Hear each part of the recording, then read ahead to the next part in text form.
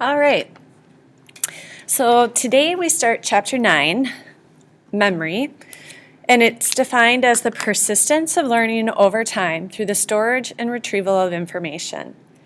Memory is truly a fascinating thing. It really defines our life. It accounts for our time. It is something that we sometimes take for granted, but it's what allows for us to truly appreciate the world we live in. One of the first things that the book talks about is something called flashbulb memory. A flashbulb memory is a clear memory of an emotionally significant moment or event. If you were in class on the first day of this unit, I had you get together with your neighbors and talk about an earliest childhood memory. For me, it was approximately when I would say 4 years old, and my mom had left me and my sisters and our two neighborhood friends in the vehicle while they went into a store. And back in that time, back in the, I'd say late 70s, you didn't need to have a key in the ignition in order for a vehicle to be put into drive. And while my mom and her friend Lois, who was the mother of the two girls in the vehicle with us, were in the store, somehow we put the car into drive and it started rolling down the road. And I have a very vivid memory of Lois and my mom chasing after the car. That's an event that was definitely emotionally charged. It has left a permanent memory that has been seared into my brain that is very vivid, and I can recall it with, I feel, pretty decent accuracy. That's what a flashbulb memory is. I mean, for me, I could also use as an example, my wedding day, the birth of my children, things that were very important, that were very much emotionally filled, and in those cases, positive ones, that I'll never forget for the rest of my life. The video that you see here, that hopefully you have some time and you check out, is dealing with the events from 9/11. The picture you see here from our textbook is after the second plane hit the World Trade Center on 9/11. This is the United States President George W. Bush's chief staff whispering the news to him. And that was the first moment he heard of the terrorist attacks. Probably something that he'll never forget for the rest of his life.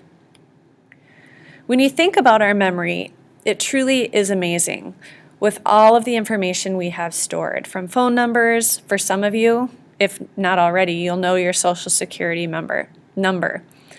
Some of you, it's lyrics to songs. Some of you are really good with dates and remembering birthdays, names, maybe faces, movie lines, those kinds of things. So memory is just a vast storehouse of information that we have over the years and will continue to add. So one of the main things that we're doing today is simply looking at how we process information. And there are really three parts. There's the encoding piece, the storage piece, and the retrieval piece.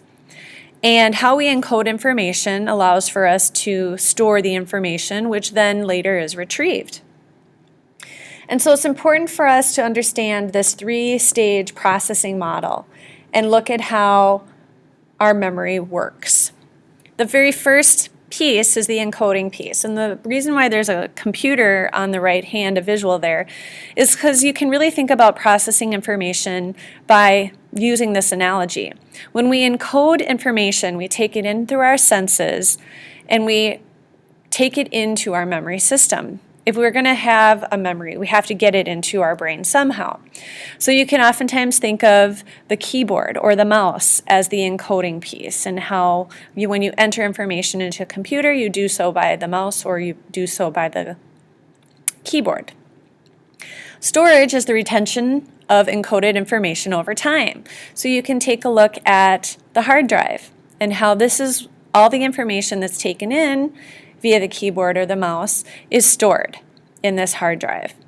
And how it's encoded will affect the storage piece and how long it's stored.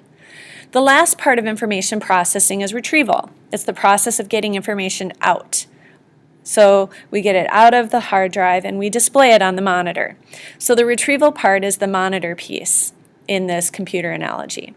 So you store it, you get the information into your system, you encode it, then second is you store it, and that's the retention of this encoded information, and how long it stays in storage depends on how it's encoded, and last but not least, you retrieve it, the process of getting the information out. And sometimes we retrieve the information at an untimely fashion. Sometimes it's after you've handed in the test that you remember what you needed to know. Sometimes it's remembering to send your friend a birthday card before the birthday, but not doing so because you didn't want to send it to, like okay, that was kind of a bad example. Let me take that back. You have a friend that you know their birthday is coming up and you're like, oh, I got to get him a card. I got to get him, send it in the mail. And maybe that's a week before their birthday. Well, then leading up to the birthday, you forget about it. And it's not until after their birthday that you're like, shoot, I never sent that card I meant to. So retrieval is also a part of memory frustration at times. And so tomorrow we're going to get into the specifics of the first step on encoding.